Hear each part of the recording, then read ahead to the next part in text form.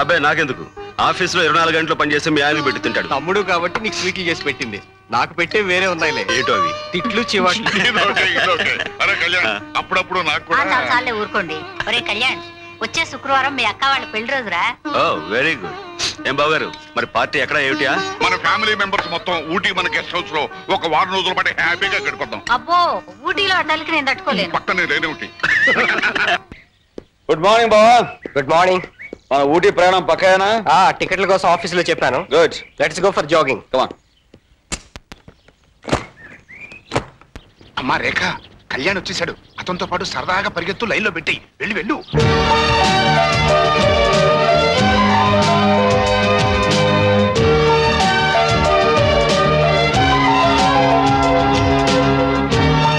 నీకు జాగింగ్ చేసే అలవాటు ఉందా? నీ కోసం అలవాటు చేసుకున్నా. Very good. స్టేట్స్ లో నీ హాబీస్ ఏమిటి? మార్నింగ్ నోరు మూసుకుని జాగింగ్ చేయటం. నీకు మైకేల్ జాక్సన్ ఇష్టమా? ఇష్టమే. జాకీ చాన్ ఇష్టమా? ఇష్టమే. నీకు రాక్ ఇష్టమా, బ్రేక్ ఇష్టమా? లుక్ రేఖ, నాకు రాక్ ఇష్టమే, బ్రేక్ ఇష్టమే. కానీ జాగింగ్ చేసేటప్పుడు ఇలాంటి అందమైన ఆడపిల్లలతో మాట్లాడి మూడ్ పాటు చేసుకోవడం ఇష్టం లేదు. చూడు స్వీటీ, ఇదేమైనా బాక్సింగ్ బ్యాగ్ అనుకున్నావా? నాకు ఇష్టమైన ఎక్సర్సైజ్ అవుట్ చేస్తావా?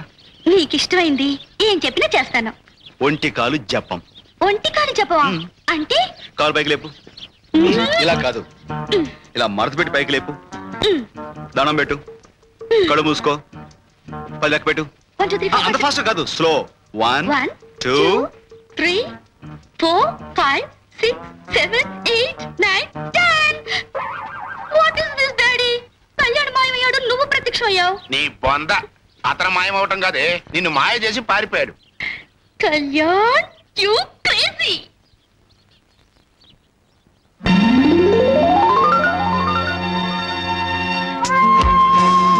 అమెరికా వెళ్ళొచ్చిన అబ్బాయి గారికి ఇండియాలో ఉన్న అమ్మాయి సీత ఇస్తున్న ముగ్గుల వెల్కమ్. స్వదేశంలో ఎదురు చూస్తున్న ఈ అమ్మాయి గారికి నేను ఇస్తున్న విదేశీ కానుక. థ్యాంక్స్, చాలా ముద్దుగా ఉంది. నీలాగే. Thanks again for your compliment.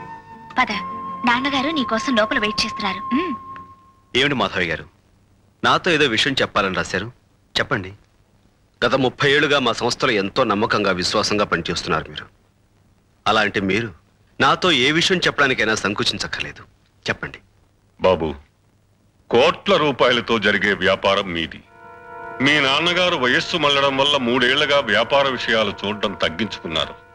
అన్నీ మీ బావగారే చూస్తున్నారు. కానీ ఆయన అమాయకుడు, అందరూ మంచివాళ్లే అని నమ్మే మనిషి. అదే ఆయన బలహీనత.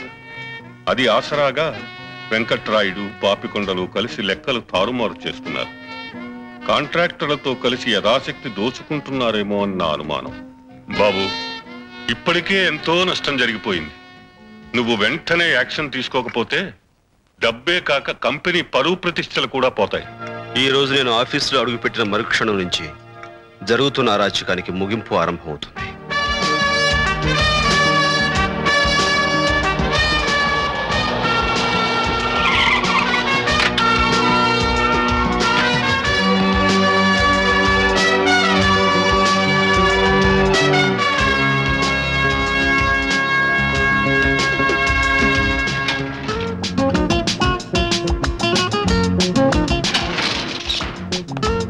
Morning sir. Morning. Morning sir. Morning. నమస్కారం సార్. ఏ విశ్వనాథం గారు, మీ అబ్బాయి ఏం చేస్తున్నాడు? ఇంజనీరింగ్ ఆఖరి సంవత్సరం చదువుతున్నాడు. Good. Good morning sir. Good morning. Morning sir. Morning. Good morning. Madhav గారిని అకౌంట్స్ లోపల రమ్మను. అలాగే సార్. అల్లుడు గారు, ఈ రోజు దశమి శుక్రవారం. మీరు ఈ ఆఫీసులో అడుగు పెట్టడం పరమ పవిత్రం. అవసరం వచ్చినప్పుడు పిలుస్తాను, మీరు మీ గదిలోకి వెళ్ళండి. అక్కుపక్షిలాగా చూస్తూ నిలబడతామే. అల్లుడు గారు చెప్పింది అర్థం కదా, వెళ్ళా. నేను చెప్తున్నదే మీ ఇద్దరికీను. ఇద్దరికి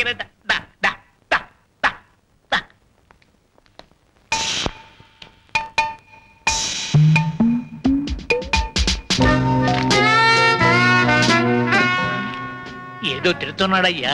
నువ్వుంటావయ్యా బాబు, ఏమైనా వినపడతామో. ఏమైనా పడితే అద్దాలు అడ్డంగా ఉంటే నా నెత్తి. చెప్పటండి బాబు.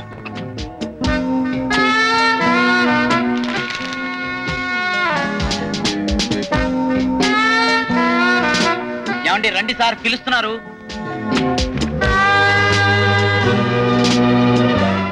కళ్యాణ్ బాబు గారు తమరిద్దరిని పిలుస్తున్నారు. అల్లుడు, ఆఫీసులో అడుగు పెట్టగానే నువ్విలా అన్ని వ్యవహారాలు చూసుకుంటున్నావంటే ముందు ముందు మన వ్యాపారం ఎక్కడికి పోతుందో. అకౌంట్స్ అవి చూస్తుంటే మన వ్యాపారం ఎక్కడికి వెళ్ళిపోతుందో తెలుస్తూనే ఉంది. చూడండి రాయుడు గారు, మనం బాంబేలో కట్టిన హోటల్ కాంట్రాక్టర్ ఎవరు?